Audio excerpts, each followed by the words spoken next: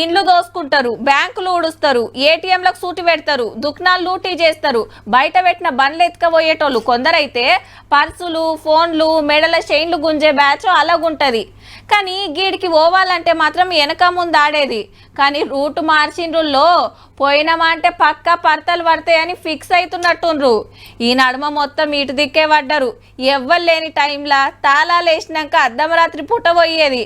కానీ గీ పనిమంతుని చూడుండ్రి. దర్శనం మంచిగా కాలేదా ఏంది?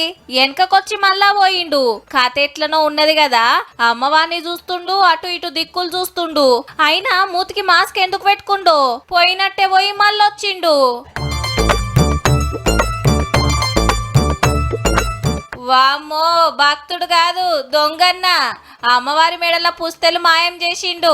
ఆంధ్ర ఏలూరులా రాత్రి ఓ గుడిల దర్శనం కోసం పోయిండు. ముందుగా అనుకోనే వచ్చినట్టుండు.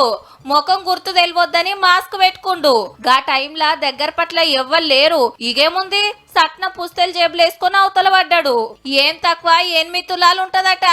అటెనక సీక్రెట్ కెమెరాల చూసి దొంగ భక్తుని దొరకబట్టే పనులున్నారు. తాళం వేసిన గుళ్ళు దోసుకోంగా చూసినాం గాని గుడి తెరిచిన యాళ్ళ గింత బుగులు లేకుండా దోషిండంటే ఎట్లున్నారో చూడుర్రిగా.